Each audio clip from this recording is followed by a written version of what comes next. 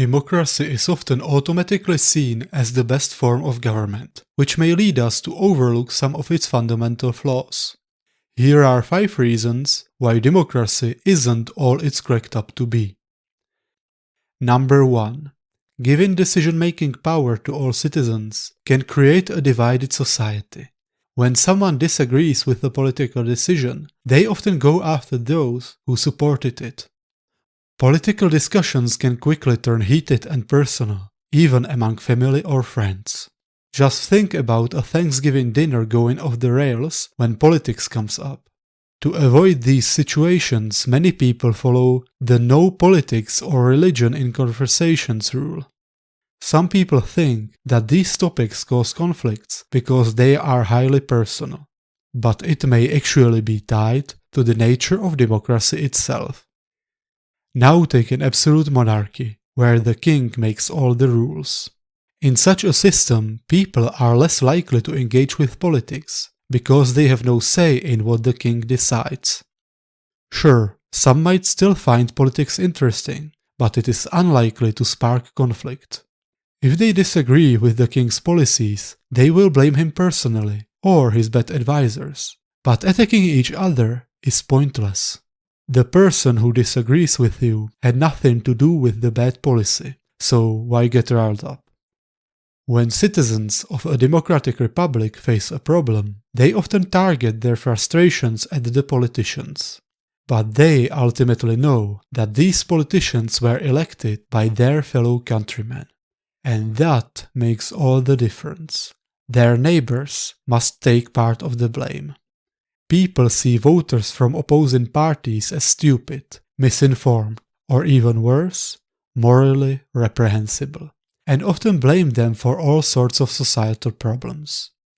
We can see this in a Pew Research poll from 2022. The people there linked various negative traits to those holding opposing political views, and the hostility toward the other side has been steadily increasing. In the end, it is the liberal doctors transing the kids, and conservative cops shooting minorities. So clearly, we cannot blame just the politicians, but also the voters. Some candidates might benefit from a calmer political scene, but toning down the rhetoric without the other side doing the same will put them at a disadvantage. Voters who see the other side as an enemy are more loyal, so there isn't much motivation to bring down the vitriol. Media can further ramp up political divisions. We like to stay in our own ideological bubbles, and they can use this to generate profit by simply reflecting our views back to us. Moreover, audiences are more likely to click on stories that evoke strong feelings, especially negative ones. Is there a group of woke students canceling a professor? Let's push it to our conservative users. A white Karen yelling at a black birdwatcher? Liberal engagement will be through the roof. In a monarchy, the media operates quite differently. Any content that creates conflict or criticizes the monarch gets quickly censored. Both news and entertainment work to promote a sense of unity and loyalty to the ruler.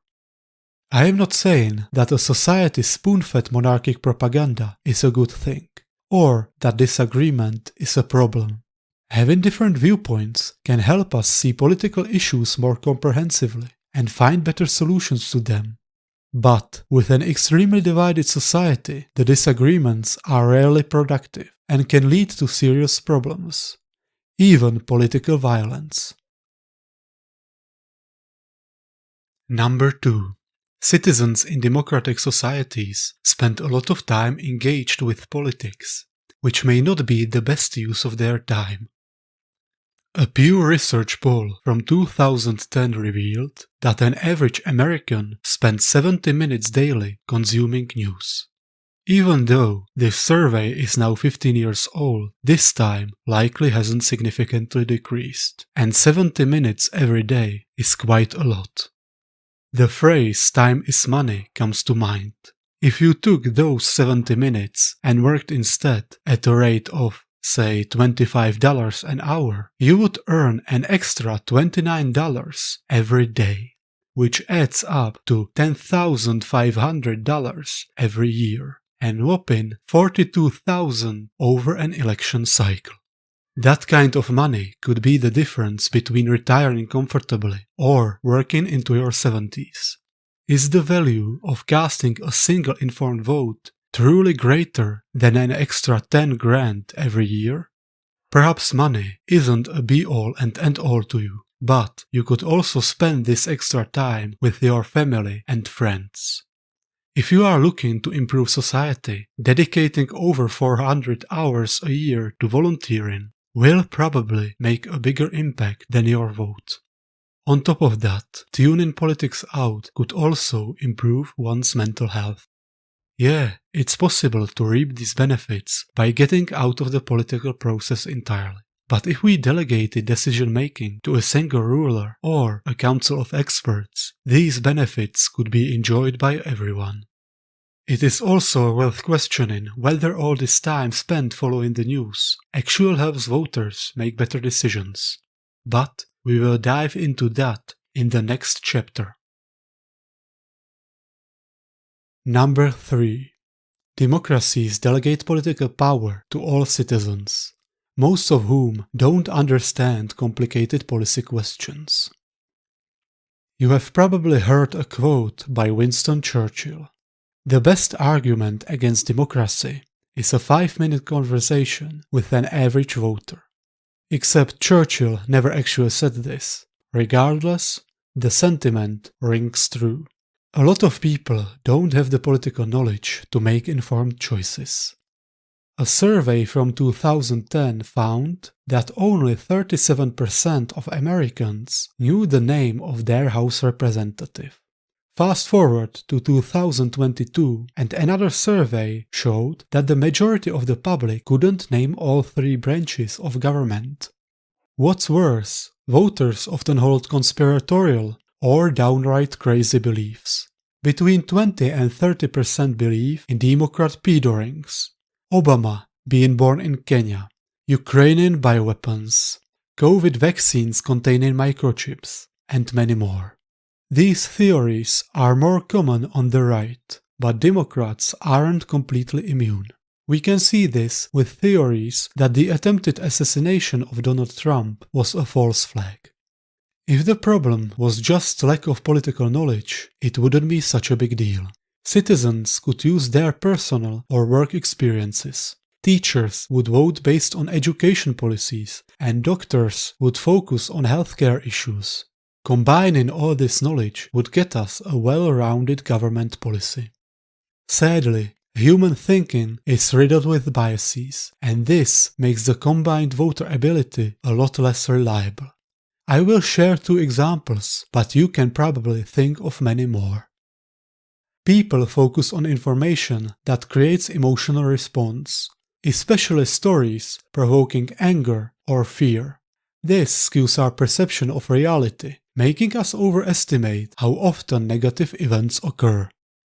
A survey asked people to estimate how many unarmed African Americans were killed by the police in 2019. Most liberals estimated it to be around 100 or 1,000. The real number was 12. Illegal immigrants in the US actually commit crime at a lower rate than natural-born citizens. Despite this, they are often viewed as more dangerous, especially by Republicans. Almost every year, the majority of Americans thought that there was a year-on-year increase in crime. In reality, the crime has been steadily dropping.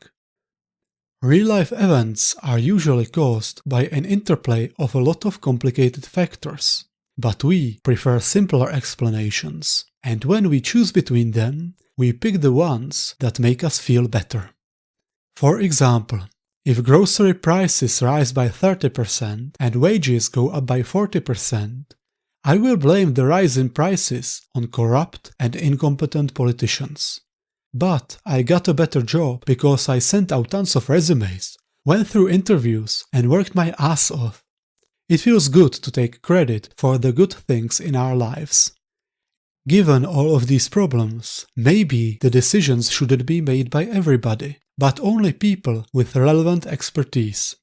If we established a ruling elite, they would be able to entirely focus on the policies they manage. This could make the system work even better.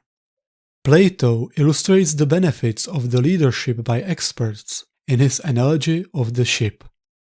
Imagine a ship with a crew who do not trust their captain. They conspire against him, drug him, and seize control of the ship. Decisions are then made by those who are articulate and popular among the crew, yet often lack the necessary skills in navigation and steering. The sailors lack the knowledge and thus base their decisions on more superficial factors. If we required potential leaders to pass some sort of skill-based test, we would likely end up with much better captains. Involving every adult in decision-making might help align politics with the interest of the population at large, but the incompetence of the voters may make it not worth it, at least in some circumstances. Number 4. If the election term lasts only 4 years, the politicians prefer policies that yield quick benefits, even if they cause harm in the long run. Picture a policy that would improve citizens' lives over the next 4 years, but would hurt them later on. A politician could be honest and not implement it, but they are incentivized to do otherwise, especially if they expect to be out of the office when the drawbacks emerge. They can get a boost in preferences, and the opposition will face the inevitable fallout. This issue is evident in European pension systems, which rely on an intergenerational contract. Young people fund pensions of the elderly, expecting the same when they age. Because of this, they don't have to build savings during their lifetime and are shielded from the market fluctuations. But there is a catch. With the population aging rapidly and life expectancy rising, the number of retirees grows while the workforce shrinks. This creates unsustainable deficits that are only going to get worse. The system has to change. There are a number of solutions. Decrease the pensions, increase the retirement age, increase the taxes, change the system, perhaps to the one present in the US. But each of these will be very painful and unpopular with the voters. Any politician attempting to implement them will face a public backlash and might be even voted out of the office. Authoritarian leaders don't have to worry about public opinion and have other priorities that can motivate them to more long-term thinking. They want to pass a strong and functioning country to their heir. They already have all the money they need, so they focus on projects that will improve their legacy. Democracies also face another challenge that makes it hard to stick to long-term goals. The ruling parties often change. After elections, the winning party often scraps the policies of the previous one. This constant shifting can be worse than simply sticking with one party's agenda. Number 5. Democracies claim that every citizen has equal voting power, but in reality, some are more equal than others. The political power in democracies is usually split between two major groups. Which group ends up with the majority and all the power often hinges on a few key voters. Even a small voting bloc can often sway elections. Take the US swing states as an example. These are states that lean neither Republican nor Democrat, and their votes typically decide the elections. Because of this, both major parties give them a special treatment during campaigning. In multi-party systems, smaller parties can often make or break coalitions. For instance, Germany was ruled by a coalition of SPD, Greens, and FDP. Even though SPD received more than double the votes of the FDP, Both parties had similar importance. Each was necessary to keep the coalition viable. If either of them left, the coalition would collapse because they wouldn't have enough seats. This eventually happened when the FDP left. Similarly, in Israel, the coalition relies on the far-right Mafdal religious Zionism party and the Orthodox Shas party. If either of them pulls out, Netanyahu's government crumbles. This gives them significant political leverage. When there is a major divide in society, it can be tough for parties to form a majority government. This can be seen in France, which is governed by a coalition that only holds 37% of the seats. The opposition is larger, but split into a left-wing and right-wing camp. This allows the centrist government to maintain control. Democracies spread political power broadly across society, but not everyone gets a say. For instance, people under 18 can't vote. Sure, letting toddlers decide the foreign policy isn't the best idea, but their needs should still be taken into account. Some argue that parents represent their kids' interests, but a parent with multiple children has the same voting power as someone without kids. It might be worth considering giving parents half a vote for each of their children, or something similar. Future generations will also be affected by the current political decisions, but their interests are only represented as far as the current voters care about them. In this video, I focused on some of the problems with democracy. Every political system has its pros and cons, and focusing on the negatives meant that I often said A without saying B. Other political systems have their own set of problems, and the flaws I have mentioned are often not exclusive to democracies.